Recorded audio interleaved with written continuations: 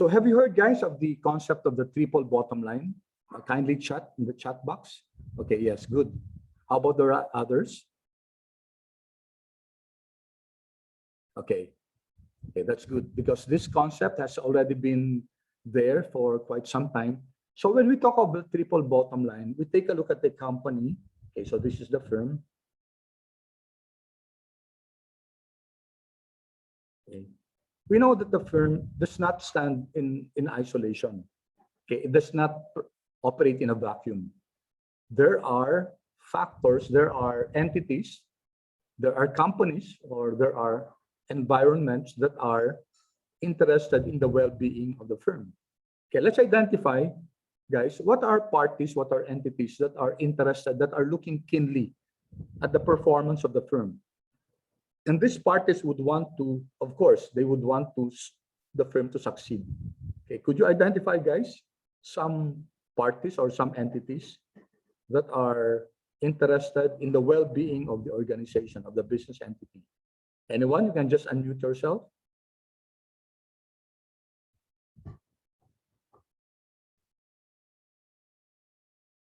Anyone? So let's take a look at this entity of this firm. Who do you think are parties that are interested to see the company perform or to see the company grow?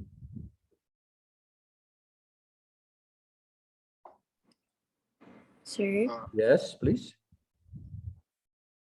Yes. Who's this, please? Do you recognize?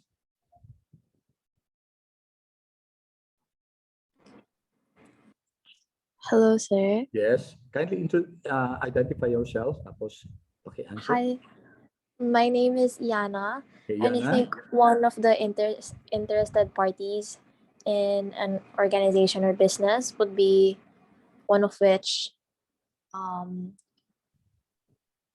insurances. Insurances. Okay. So, okay, let's put that, insurers. Okay. So insurers are interested in the well-being of the firm. Okay, so let's put this under, let's say, other financial institutions. Okay. Now, why will insurers want the firm to succeed?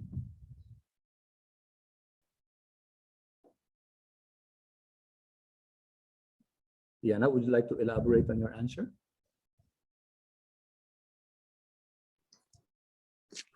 Sir, I think the main purpose that insurers strive for is providing protection against a possible risk that that business could encounter.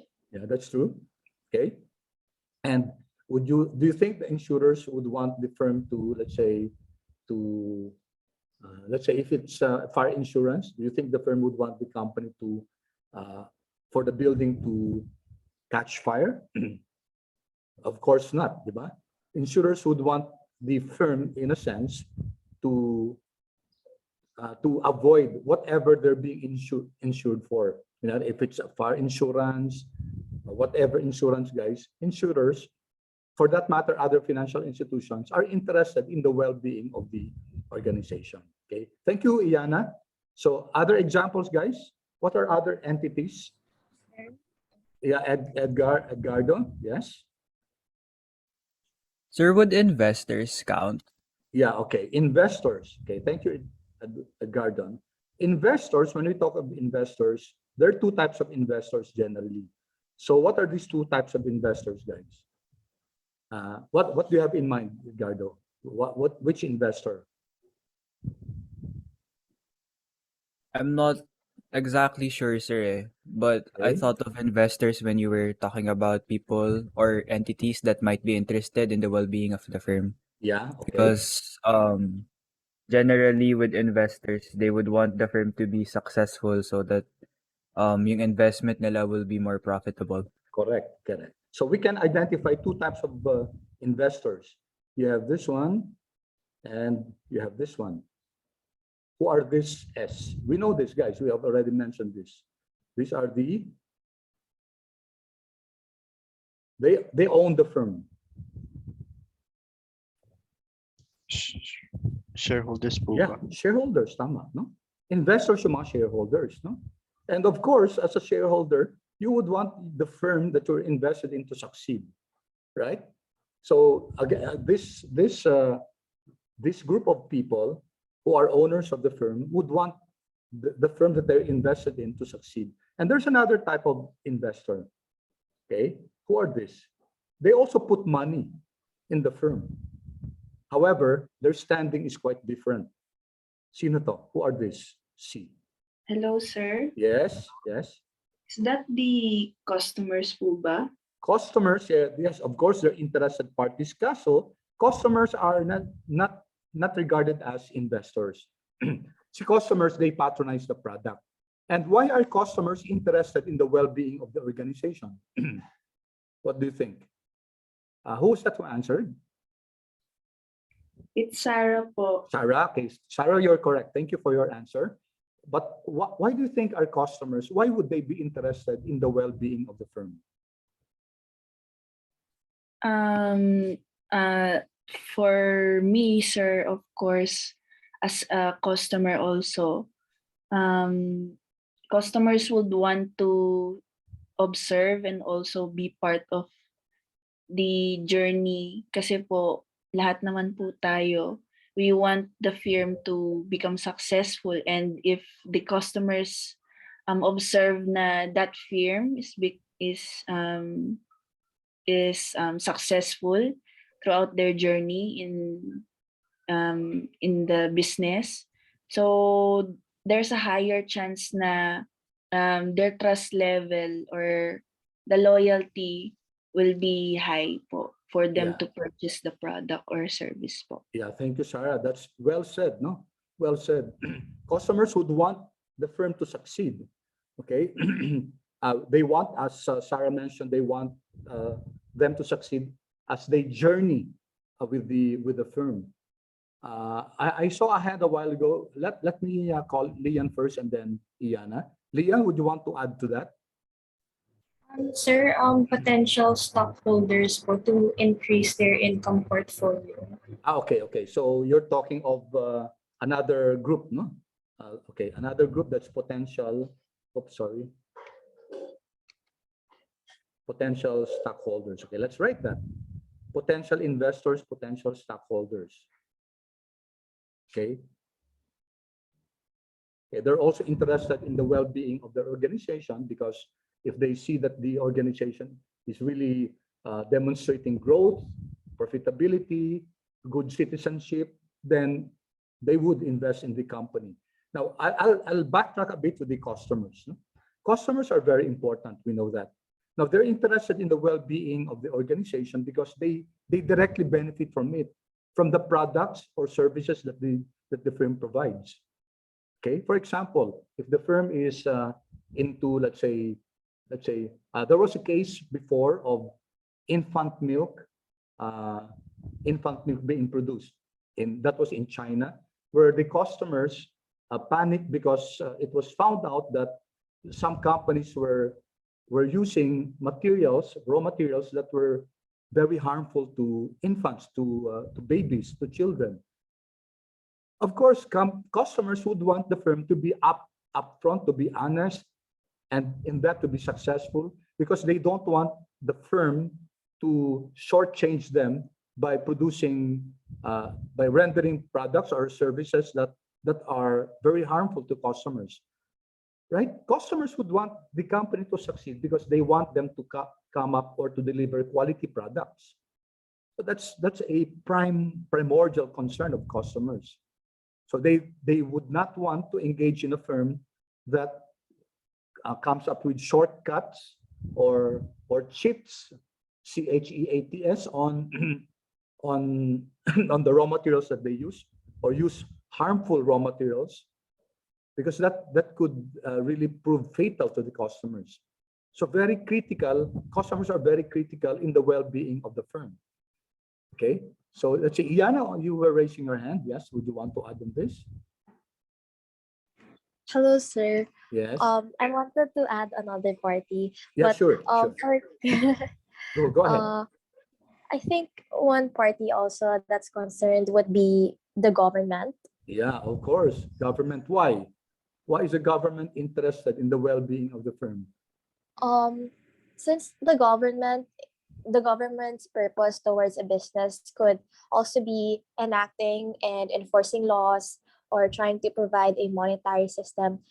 Basically, they try also to regulate the business transactions Yeah. in yes. Yeah, that's very true. And to add to that, Yana, the tax that the government imposes on the firm.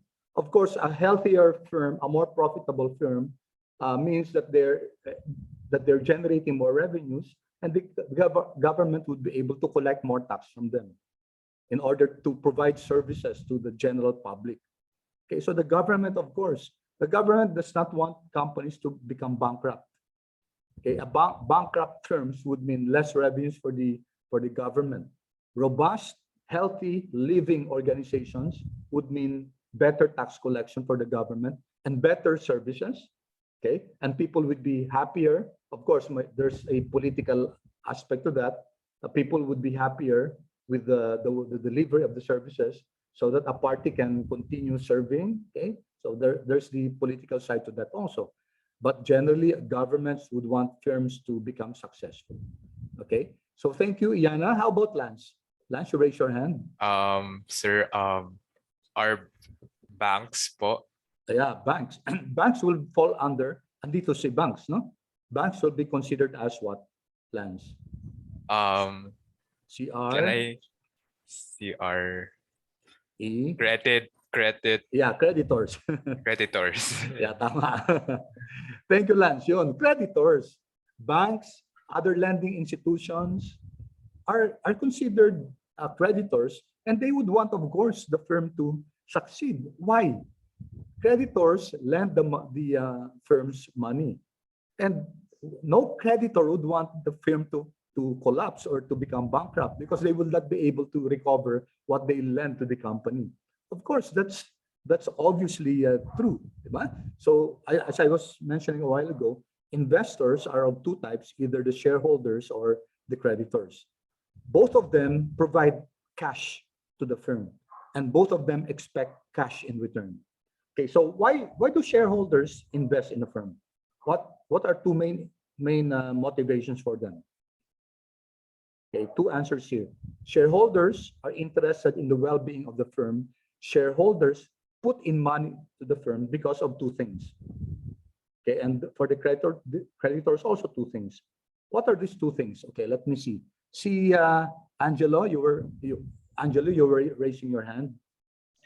I was about to add another stakeholder Sige. po. Sure, go ahead. Go ahead. Managers and employees po, Yeah, sir. of course, yes, of course. These are the internal customers, no? Yeah, the employees, the managers themselves, the supervisors. Okay, this group of people are of course they're very keen in the well-being of the organization because they provide them, the firm provides them their lifeblood, no? The firm provides them with employment, with their salary, their upkeep. Okay, a good firm is able to generate good loyalty, not only from the customers but also from the employees. Okay, employees are looking at the firm. They would not want, of course, their firm to shut down, especially in these times when employment opportunities are difficult to come by. Employees would really want, they will go the extra mile just to make sure that their firm is well or robust or performs better. Thank you for that. Employees, of course, no? So sino pa? How about John? You wanted to mention sir. something, John? Yes. Yeah, I wanted to add business partners Business partners, can you like give an example? suppliers, Yeah, yes, thank you. suppliers associations. Yeah, that's true. Suppliers, guys, suppliers, they're very important. No? Next meeting, I'll talk more about suppliers. I'll give a very good example of how a company that this company originated the concept of really good partnership with suppliers. Would you be aware of what company is this that's known for really developing quality relationships with their suppliers? Starts with T. It's a Japanese company. They developed what we call the Kanban system. Okay. From there, from this company, started the roots of TQM, Total Quality Management. Would you know this company, guys? Let me give you a clue. There was a time when cars, of course, when I say cars, alam nyo na, no? Made in US, Ford, Chrysler, these were the only cars that were present in the American market. Now, this company was able to penetrate that market because they were able to sell cheaper cars and more durable cars. Of course, you know what this company is. What company is this, guys? Toyota, sir. Yes, correct. Toyota, no?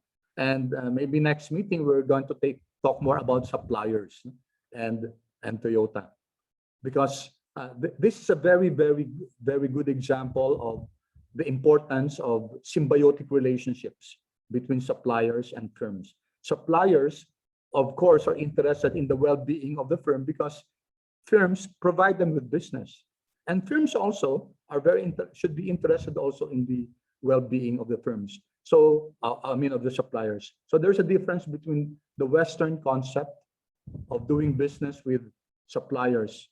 The Western concept, the American concept, for example, is a push system. While the Japanese system use what we call the pull system. Okay, in the Western system, they push their suppliers to the center of the ring and just make them fight it out with each other and made the best supplier win. For the Japanese, they didn't want to do that. They would partner with the suppliers. They would identify a limited number of suppliers and grow the business with them. So they were encouraged, for example, to encourage their suppliers to locate near the Toyota factory. The Western method uses JIC. Have you heard of JIC versus JIT? Have you heard of JIC concept, guys? Class, have you heard of the JIC concept? Anyone? Okay, so before I talk about that, let me pause for a while. I saw Iana raising her hand. Sorry, Iana, I wasn't able to recognize you. Yes, Iana, would you like to add something first before I continue with this? Sir, I was supposed to add lang din sa interest. Yes, go ahead. Saan? Capitalist. Where? Capitalist. Capitalist. Okay, capitalist will be the shareholders, no? Okay, thank you, Iana. That's true. So whether we call them capitalists, they're the ones that provide capital. In a sense, creditors are also capitalists, but it's more the shareholders. Capitalists are regarded as the owners of the business. Okay, so thank you, Iana, for that. So let me go back here, guys. JIC versus JIT. We're talking of suppliers. Actually, this is a very interesting topic, guys. Yung relationship ng suppliers and the firm. We can talk about this for days. Talk about the TQM. The JIC, guys, is the concept used by Chrysler, by Ford in the US, so that they have huge warehouses where they store the parts and the parts that they need for their cars, because they were following what they call the JIC, just in case they need this part. So they would buy a large amount of inventory, large amount of inventory, and they store it in their warehouse. So what happened was, Ford, Chrysler had very huge carrying cost, very huge operating cost because of the maintenance of the very huge warehouse. In the Japanese way, the JIT, just in time, okay, they did not maintain these big warehouses. What they did was to partner with their suppliers, encourage their suppliers to locate near them, so that if they need, for example, they need 10,000 pieces of this raw material A, they would just inform the supplier, and the supplier will bring that part to the Toyota factory just in time they need it. okay, versus just in case. So it's a world of philosophical difference as far as operations is concerned.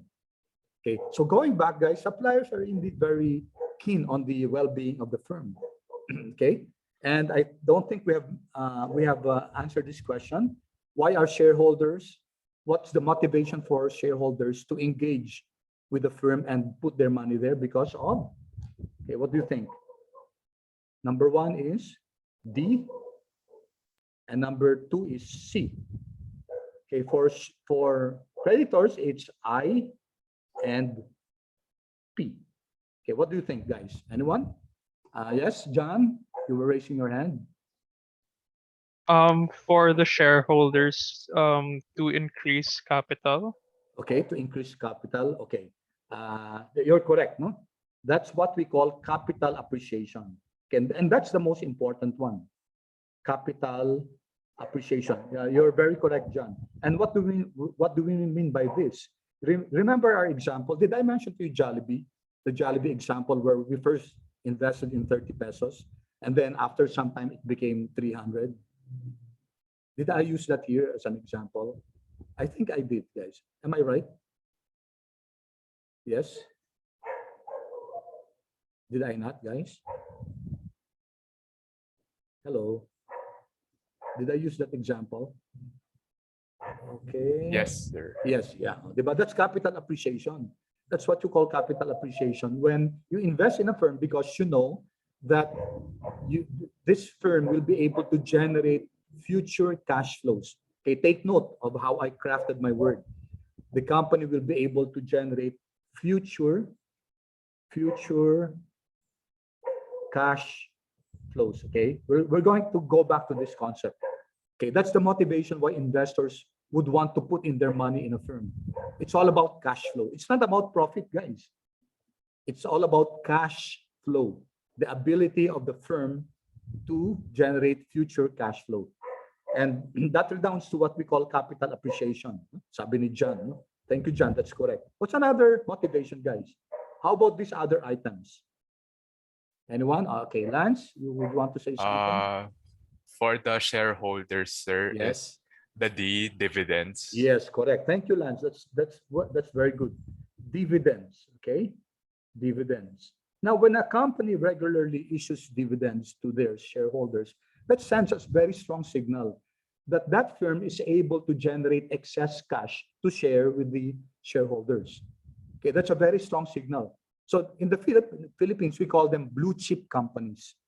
They're listed in the stock exchange, and they're because of excess cash flow, because of their ability to generate enough cash to share to their shareholders, they're able to, in the form of what we call dividends. We call them dividends. No? So investors take a look at companies that regularly provides dividends to their shareholders, and we call these companies blue chip companies. For example, blue chip companies are San Miguel Corporation, Jollibee, and some banks, I think, Ayala. So these are blue chip companies. They're quality companies, but of course they tend to be a bit more expensive. Okay, so we call them dividends and we call them capital appreciation. These are the motivation for shareholders. How about C, guys? How about the creditors? Okay, Angelo? Is I interest po. Yes, yeah, thank you. You're correct, Angelo. Interest. So what they lend to the firm, they get back in the form of interest. Thank you. Okay, so syempre, companies will not lend unless they get back something in return. They lend money, they lend cash, they get back cash also. So you see, guys, the flow of money, the flow of cash. So here we're not interested in the profitability, only indirectly, but directly firms are interested in the capability of the firm to pay back cash. Okay, and then how about P, guys? Sorry, I noticed somebody raised the hand a while ago, kaso nawala, no? How about P? What's P, guys? Of course, if let's say BPI lends San Miguel Corporation 100 million, BPI expects interest And what's P? Yes, Ed. Is it profit, sir? Profit, okay. Not necessarily profit. The profit is already in the form of the interest. Okay, how about, thank you, Edda, thank you for that. Lance? Is it principal? Yes, correct. No, it's principal. What's the principal, guys? What's the principal? Return of the principal. If BPI lends San Miguel Corporation 100 million, 5% interest payable in 10 years, then at the end of 10 years, guys, BPI expects San Miguel to return the principal, to return the 100 million. Okay, so on top of the interest, of course, San Miguel Corporation has to pay back what it owes the financial institution, in that case, BPI, which is the principal of 100 million. So these are the motivations of the investors.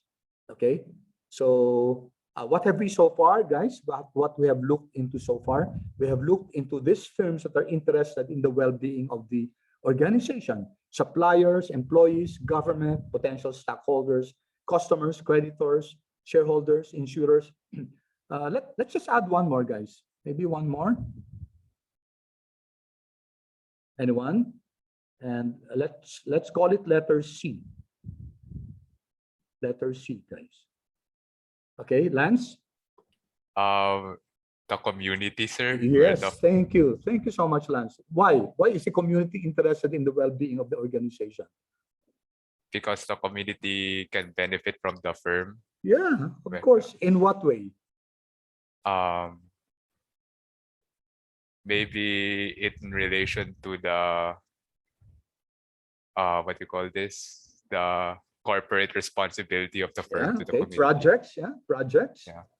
Projects that the firm can conduct, for example, maybe feeding program or medical missions, and of course, guys, employment. Yeah, the community can stand to benefit. For example, a company could mandate that 60% or 70% of their let's say factory staff should be coming from the community near them. Okay, so that will be a big benefit to the community in general. It provides employment to the people there in the community. Okay, and also as mentioned by I'm sorry, was it Lance? I forgot immediately. Yung medical missions, yung CSR projects nila, corporate social responsibility projects. So in general, guys, these are the parties that are interested in the well-being of the organization. And that's why we say that when we look at the company, we should not only look at the profitability itself, the money, the profit itself, but also take a look at 3 P's. What's your 3 P's, guys? 3 P's is your profit. Okay, so that's a pyramid here. That's a triple bottom line. It's a pyramid. So that's profit, profit. And then what else? People, and then planet. In general, the environment. Okay, the community would not want the firm to pollute its rivers or pollute its the atmosphere. So what use is it if the company provides employment and yet the population, the community suffers from sickness because it's emitting poisonous or toxic waste from their operations, or it's killing the rivers of the community. So what use will be employment? So it's important, guys, to look at the planet, look at the people, and look at, of course, the economic profit. We cannot just do away with the profit. We cannot just say that a company should just look at the planet and the people. That's very simplistic and that's very wrong. So that's what we call the triple bottom line, or 3 E's. What are the 3 E's? So this is your environment in general, your ecology, as they call it. This is your economy, and this is your, in general, employees. Okay, so that's 3 E's or 3 P's. So that's a triple bottom line. Now, I'm going to share with you this. Please copy this, or maybe just take a picture of that. And I would want you to look at that. We don't have time to look at that now, but let me show you what this rep track is all about. So it's an organization that measures the. Do I have it here already?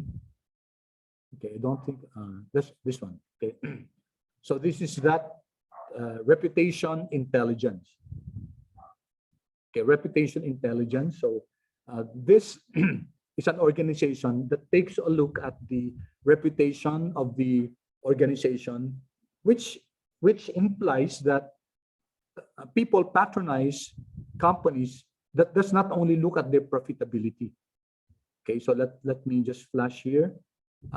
Depending on based on the research, 70 to 83% of customers will support your brand when RepTrack score is high. So this company measures the reputation index of firms.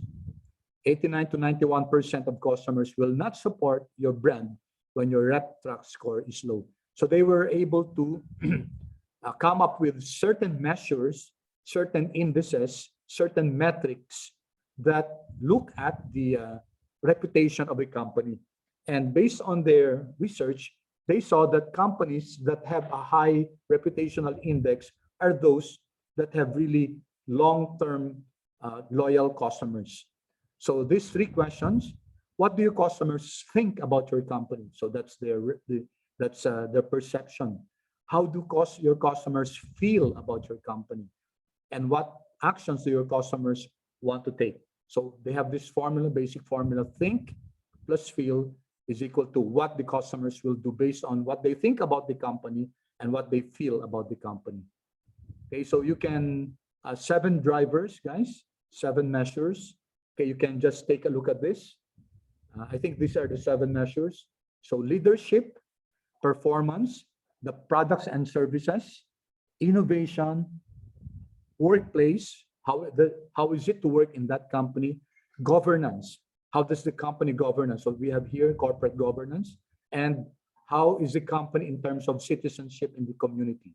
So 7 metrics, very important metrics that allow the firm to have their customers to have a good feeling, good trust, for them to be admired and to have a good esteem as far as the community or the customers is concerned. And that's the RepTrack score.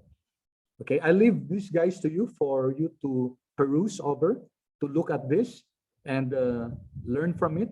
Okay, what are the benefits of having this reputational intelligence? Okay, all right, so I leave that there for a while, and it's here, reptrack.com. All right, so moving on. Okay, so let's go to some basics. When we talk of financial management, of course, the operative word, the root word is finance. So there are many definitions of finance.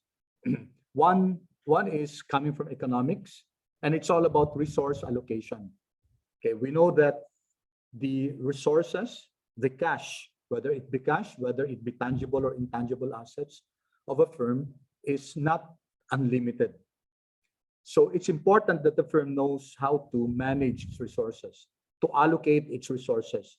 So finance is all about resource management, resource acquisition. Okay. Sorry, na-doble to, no? Resource management, resource acquisition. Finance deals with matters related to money. This is from investorworld.com. Another definition is that finance is all about, it's the art and science of managing money. So it concerns about the processes, the institutions, the markets, the instrument, which I mentioned last time to you, involved in the flow of money from one institution or individual or government to another. It's all about managing this. What are the processes involved in the transfer or in the cash flows, in the flow of funds? What are the institutions that could be the source of these funds? What are the markets and the instruments used? in order to have this transfer of cash, transfer of money, or the cash flow, transfer of cash flow. Okay, so that's another definition of finance. This is coming from this author, Gitman. And Keon, also a finance writer, says that finance is all about maintaining and creating economic value or wealth. Okay, so you notice the definitions center most on funds, on money, on cash, and also wealth. Okay, we don't see much of a definition here about profit. So it's all about resource allocation, that's money, okay? Managing it, the assets, acquiring it. Okay, so we notice that the definition really centers more on funds, on cash flows, on wealth. Okay, so what do others think about, let's now look at corporate finance. So others think that corporate finance is just an extension of accounting. However, one difference is that accounting is more backward looking. So although we are recording the transactions, what's done is that to collate all these transactions that happened in the past and come up with a report about that. Okay, others think that corporate finance is financial modeling. Well, that's partly true. Corporate finance doubles really with financial modeling. Others think that corporate finance is just a subsector of banking. Well, these are, let's say, part true in a sense. Corporate finance deals also with accounting, but that's not the be-all and end-all of corporate finance. Corporate finance makes use of accounting, the output of accounting, which is financial statements, as a tool in order to come up with better decision making. Corporate finance deals with financial modeling, and corporate finance is not all banking. Banking is only important in the sense that banks can provide funds for a firm. Okay, so we dare say that everything in a firm is in the service of finance. So marketing, operations, HR, accounting, IT, you name any functionality of a business, of a firm, then everything is all in the service of finance. So let me show this diagram. Okay, so as I was saying a while ago, when we talk of a business entity, many of the decisions of the business oftentimes should have the say-so of finance, the contribution of finance. Let me show you an example. Okay, take a look at this, guys. So we have here marketing, we have accounting or information systems, we have here talent management, human capital, organizational behavior, we have here general management, corporate strategy, we have here operations, production.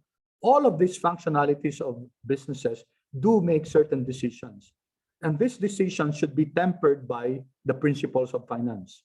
Everything that the business does fits under the rubric of corporate finance. That's how very important finance is. For example, in marketing, you have the 4 Ps. One of that is the product and the pricing. Does marketing need the input of finance? You bet, guys. Finance will have a very, very important role as far as deciding about the pricing of the product. So marketing may know the product very well, but the cost implications, guys, it's the province of finance. So finance plays a major role as far as marketing operations is concerned. Also accounting and information systems. Okay. Investing in an information system will have to go under the radar of finance because that's a major investment. Any major investment of a company has to have the imprimatur, has to have the say-so, the stamp of approval of finance.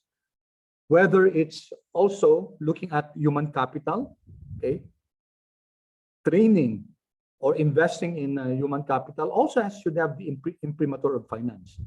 So in fact, almost all facets of a business, okay, falls under the microscopic lens, the lens of finance, whether it's operations or general management, etc.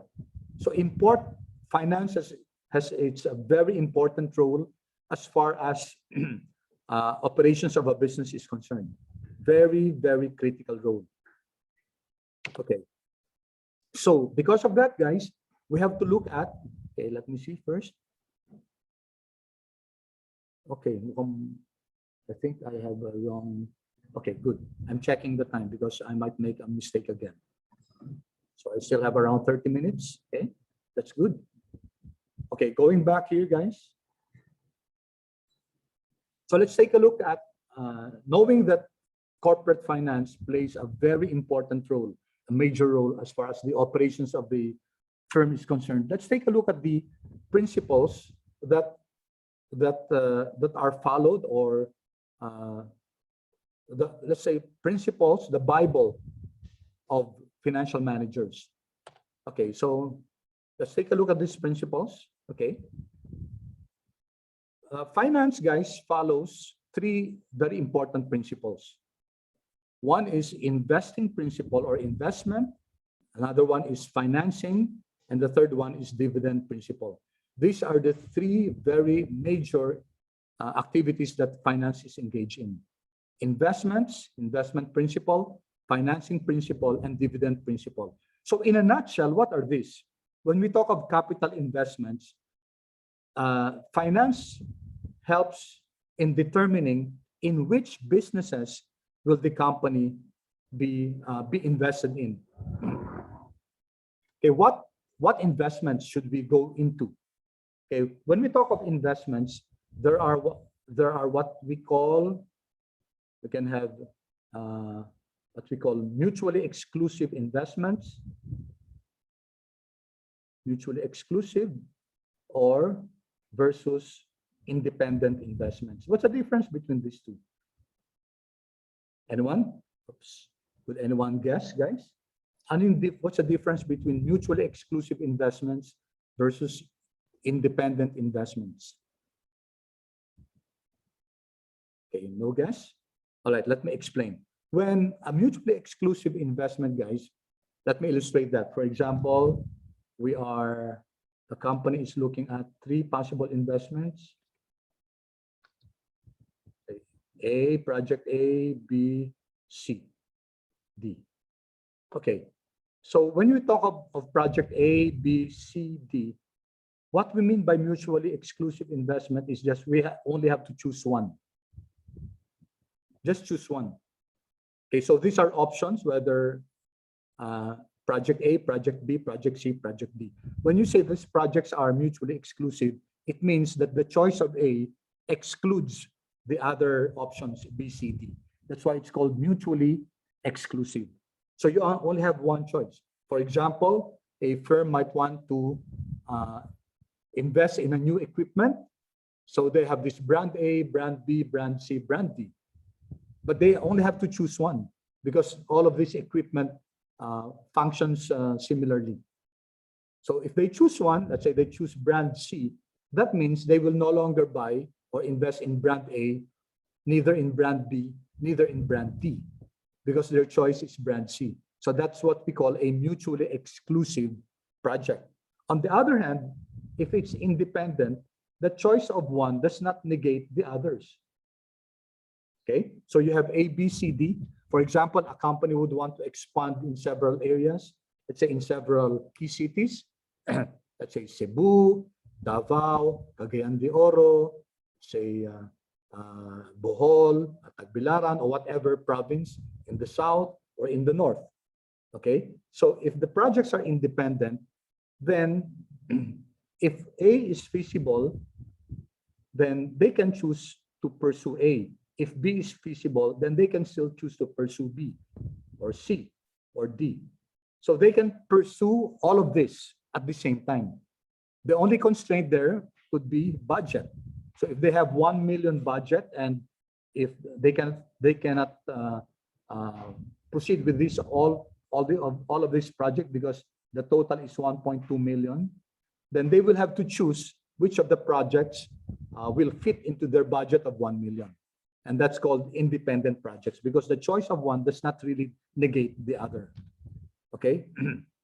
Now, in choosing a particular project, finance follows a certain caveat, okay, a certain rule. The return of the project, nice, the return of the project should be greater than a specific measure. Okay, the return of the project should be greater than a specific measure. What is that specific measure? That specific measure is called your WACC. We're going to meet this term many times in this subject. What's WACC, guys? WACC is your weighted average cost of capital. A weighted average cost of capital. Okay. Just to simplify what's WACC, it is the computed average cost by which the company acquires funds, okay, whether it be from shareholders or from creditors. So that's the cost of acquiring funds. So if a firm will engage in a project, whatever the return of the project is, it should be greater than the average cost of acquiring funds. So for example, in a mutually exclusive situation, this has a return of 15%, this has a return of 13%, this is a return of 14.5%, this is a return of 16%. Okay, what will we choose? Of course, the option will be D, because it provides the highest return. Okay, but we don't stop there. We have to ask, which among these is best? It's D. But will D be okay? If the weighted average cost of capital is, let's say, 18%, then the decision rule is reject D.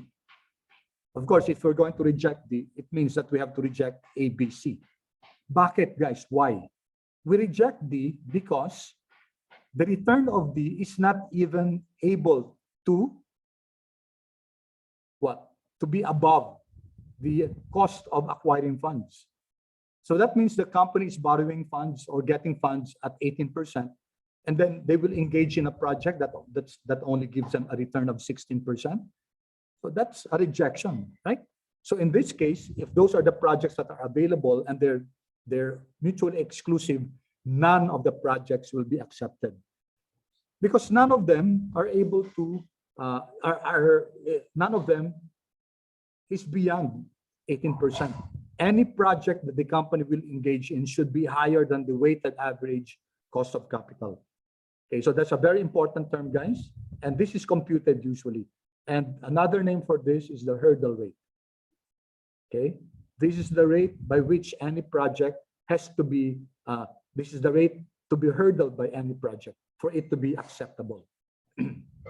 Okay, let's pause for a while, guys. Any questions so far? Clear ba so far? Itong investing natin. May I have your chat, please? Kung clear so far yung discussion natin, guys. Okay, good, good. Thank you. How about the rest? Okay, salamat, guys. Again, I said, guys, I'll really appreciate your feedback. No? Yan, very good. Thank you so much, guys. So far, I've really enjoyed our class. I've enjoyed discussing with you. You have been so cooperative. You have been so involved in the discussion. I hope you're learning. No? I really hope you're learning. So capital investments, guys. Finance is dictated upon by certain principles. No? And that principle is that any return on project, any project to be feasible should have a return that's greater than the average, weighted average cost of capital. Okay, next. This one, capital financing. This is also a very important aspect of finance. What's this? Okay, I think I should insert a new slide. Okay. So we're now looking at financing decision. The first one was investing decision. Let's now look at financing decision. Financing decision. Okay, for financing decision, guys, we know that we mentioned a while ago. Okay, I'll go back to your basic accounting equation. You learned in your basic accounting that assets is equal to liabilities plus equity, right? Assets is equal to liabilities plus equity.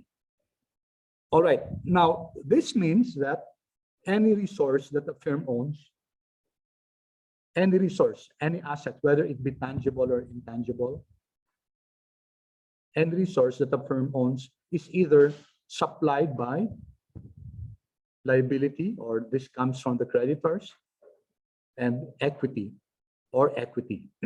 Now, if I divide this by A, okay, so everything we divide by A, we know from your basic arithmetic that this is 100%, and this is what we call your debt ratio, and this is your equity ratio. Okay, it's supposed to tell us of, we call this the capital structure. Capital structure or your capital mix. So it's capital structure or your capital mix. Now, the question is, what's the best capital structure? What's the best capital structure? Is it 50-50? Is it 40-60? Okay, is it 10-90? Or is it 90-10? So that's a very important question that's answered by finance. Since financing, we say, either comes from creditors or infusion of owners, the shareholders, then it's important for finance to determine what's the best capital structure. Should the company do a 50-50 capital structure? Okay, let me ask you one thing, guys. Okay, I'd like to you to chat, guys, and let's see, what's your opinion about this? What do you think is the best capital structure? I should have done a poll, but next time I'll do it. So for you guys, I want to seek your opinion. What do you think should be the optimal capital structure? Ano ba yung pinakamagandang capital structure? Dapat balance ba? Should it be balanced 50-50? Okay, may I have your answers, guys, in the chat box?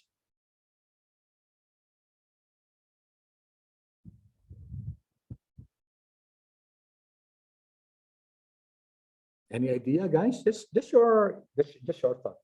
There's no right or wrong answer here, because I'm asking you for your opinion. Anyone? Yung first number nyo, your first number is your debt ratio, and the second number, so just like 50-50, 30-70. Anyone would like to venture an answer? Don't be ashamed, guys. Don't be ashamed. It's just an opinion. Thank you, Lance. 50-50. How about the others, guys? Okay, so while we're waiting for the answer of others, okay, thank you, Ed, 40-60. Let me ask first, Lance. Okay, Lance, could you unmute yourself? Why are you saying that it should be 50-50? What's your opinion about that? Well, for me, sir, that I think it's 50-50 because I think debt and equity are like parang related, like parang they work hand in hand, in my opinion, because Okay, the debt, so yeah, so they're both important. okay, so for Lance, they're both important, so there should be a balance. Okay, diba? Tama ba yun, Lance? Balance between. Yes, sir. Can I write here? I don't think I can write. So Lance was saying that there should be a balance between debt and equity because both of them are important. Yeah, agree. Both of them are important, and there should be a balance. Okay, thank you, Lance, for your answer. How about Ed? Bakit 40% debt, 60% equity? Same as Kirsten, si Edward, same as Lance. Okay, Lance, sorry, Ed, would you like to share your thoughts? Why 40-60?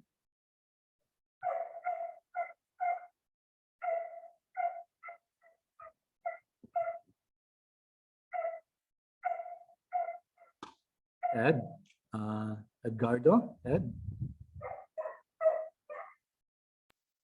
Hi, sir. Yes, Ed.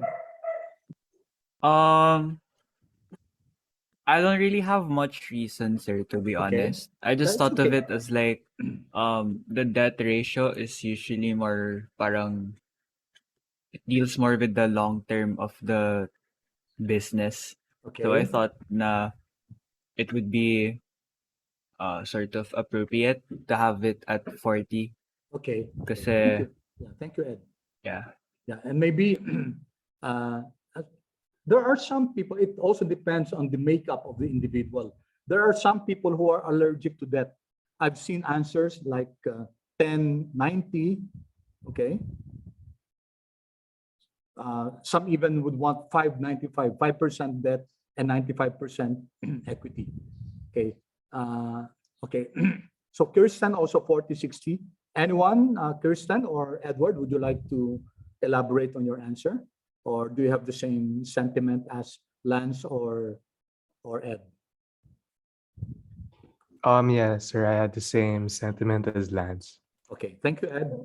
Okay, anyone else who has another answer and who would want to share why that for you is the optimal capital structure? Okay, Lian, yan. 80-20 si Lian. Okay, Lian, could you share your answer to everyone? Sir, I'm not quite sure if it's right, but I've actually read it from a book. I'm not sure if you're familiar with Robert Kiyosaki's Yeah. cash flow quadrant. Yes. Yes.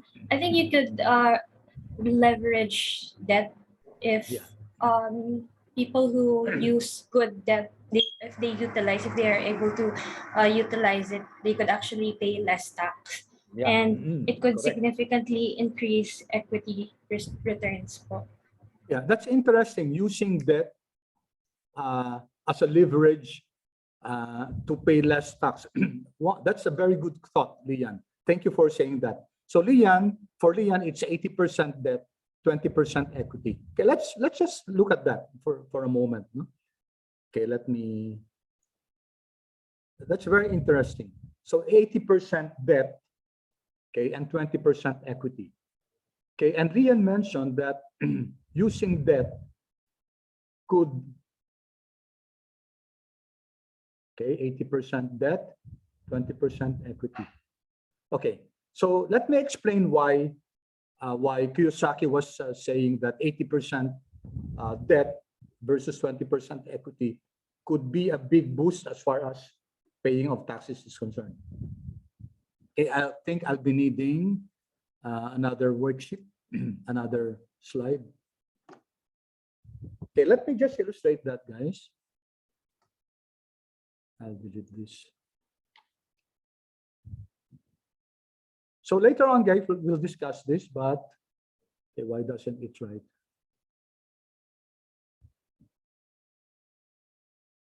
We'll learn, for example, about the measure called Ebit. Anyone of you have heard of Ebit, guys? What's the meaning of Ebit? Anyone of you have heard of this? Okay, it's called earnings before interest and taxes. So earnings before interest and taxes. Suppose the Ebit is 100. Okay, this means that this is from sales, you deduct all the costs except interest and tax. Now, if the company uses a huge amount of debt, so 80% debt, then that means that it will have a high interest. So a high interest, guys, will mean, let's say the company has a debt of 100. Okay, this is only an example. So 80% of 100, the interest will be 80. Okay, so this will be the interest. So what happens is that the earnings before tax, we call it earnings before tax, will be 20, okay? And then we subtract the tax. Let's assume that it's 30%, a tax of 30%, 20%, 30% of 20, that's 6, okay? So we have now the earnings after tax, or what we call the net income after tax, that's now 14. Okay, the net income after tax is now 14. Now notice that there was the company paid only tax of 6. Now, on the other hand, let's say 100, compared to a company that has a debt ratio, let's say of let's say 20%. 20% is a debt ratio. So a debt of 100 will incur an interest of 20. Okay, so the earnings before tax will be 80. Okay, 80 times 30%, so the tax would be 24. And the net profit after tax would be 56. Okay, what Kiyosaki was saying was this one. Notice, guys, that if a company is leveraged, when you say leverage, it uses debt to finance its projects. Leverage, highly leveraged, it means bigger debt compared to equity. If a company is highly leveraged, what happens is that there's tax savings. Notice that this leveraged company only pays a tax of 6. Okay, while on the other hand, this one pays a tax of 24. Now we'll not go in look into this yet, okay? Because you might say, yeah, but the net income after tax of the less leveraged company is higher at 56 compared to 14. Okay, that's another matter which we're going to discuss. We were just focusing on this, okay, which was mentioned by Lian. Okay, now that's very true. The use of debt actually, there's a movie, a very good movie, which I recommend if you have time. It's called Other People's Money. Okay, that movie is, are you familiar with Danny DeVito? Do you know him, the American actor? Danny DeVito, do you know him, guys? Yes, thank you, Ed. No? He's the actor of, he's the Penguin sa Batman series. No? He's the Penguin. His name is Danny DeVito, and he has this movie, Other People's Money, which is all about leveraging the business, which is all about using debt, okay, using the other people's money in order to finance a business. Yeah, 80%, 20%. That's good, guys, because even with the less infusion of the owner's money, the company is able to use other people's money in order to finance its project. So back to my question, guys, what's the optimal capital structure? So should it be then 100% 0%? Or should it be, for others who are allergic to that, should it be 0%, 100%? If that's the case, guys, then let's go back to our example here. If the company is not leveraged, so 0 debt, no? So this is, it means that 0% yung debt niya, it means no interest, right? No interest expense, therefore, the tax becomes, so that's 100, the tax becomes 30. Okay, so a very high tax because the company did not use leveraging. So if it's 0% debt, 100% equity. So back to my question, guys. What is the optimal capital structure? Now, realistically, guys, it will be very difficult for a company to have this capital structure and still borrow. Because if you're the financing institution, if you're the lending institution, you will do due diligence first. You look at their financial statements, and if the company is already highly leveraged, then chances are you will not lend them money. Why? Because it's more risky to lend money to a company that's already highly leveraged. It has already many debt, okay? It's already using a lot of credit from creditors to finance its project. Then infusing more credit would mean that it will increase the debt ratio. And realistically, guys, in the real world, it will be very difficult for companies, as I mentioned, to borrow if you're already highly leveraged. But will companies still lend? Yes, that's possible. But they will ask for a higher amount of interest. Why? Okay, let me repeat that, guys. Suppose you're already highly leveraged, 80-20, and you want to borrow 100 million. And the financial institution will do what we call, okay, can I write here? Okay, they will do what we call, okay, I can't write here, so I will have to, they will do what we call, okay, due diligence, okay? They will look at your financial statements. They will look at your operations. They will not just lend immediately. They will analyze your financial statements. And let's say it's already 80-20, and by lending more, it might become 85-15, etc.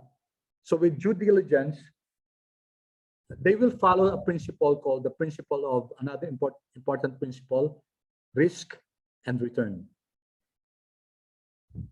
This is another principle which we're going to learn aside from cash is king.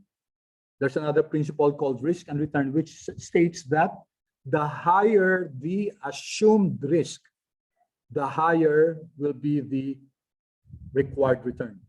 So the higher the assumed risk, the higher will be the required return. So looking at it in this context, so a firm will lend you money, will lend the firm, a financial institution, a bank, a lending institution will lend the firm money. Okay, yes, it may.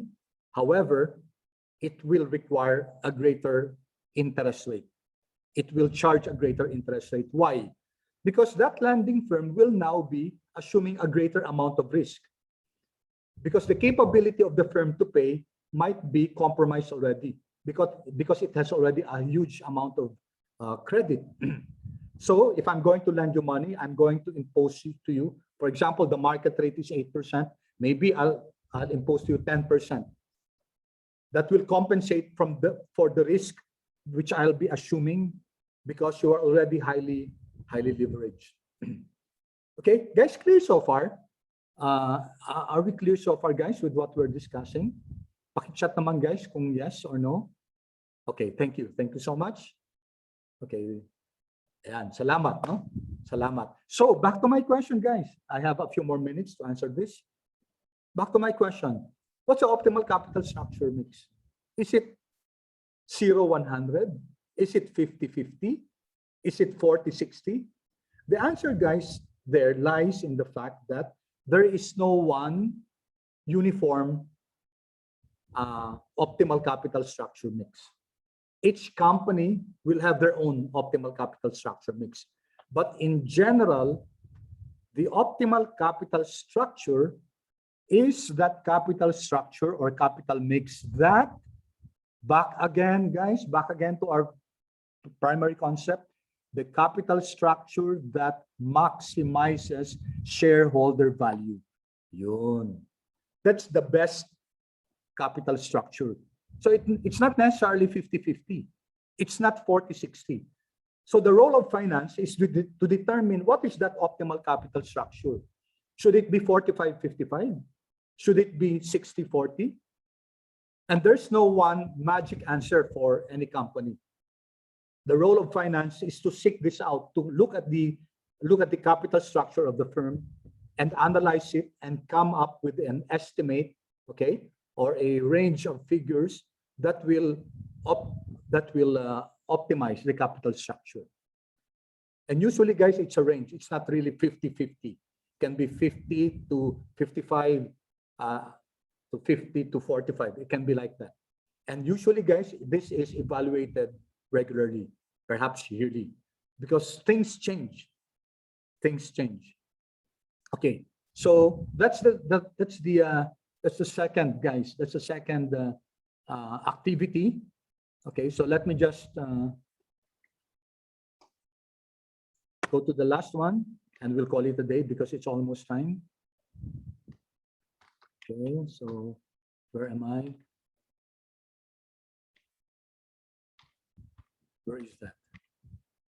Okay, here. The last one, aside from investing activity, capital financing activity, the last one is the dividend principle. Okay, what's a dividend principle? Finance role is to determine, should we return the money to shareholders? Should we return them as dividends, or should we plow back the money to our operations? That is a very important decision which finance has to come up with. Decide when to return cash to shareholders in the form of dividends and when not to return it first, because there are projects that are very good and the company could use that funds instead of returning it as dividends to the shareholders, plow it back to operations, plow it back as investments so that it will generate more wealth for the shareholders. Okay, so these are the three important financing decisions: investing decisions, financing decisions, and dividend decisions. And all of this, guys, is in the context of maximizing shareholder value. Okay, so I think it's time. Okay, it's time already. So we're going to continue with this next meeting, guys. But 9:15 to 9:20, 9:15 to 9:25 or 9:30, we'll have a short quiz, guys, multiple choice. Okay, we will have that. So please be here on time because I'm going to give the quiz after I call the attendance. Okay, so that will be all for today, class. I hope you learned something. Let me stop the recording.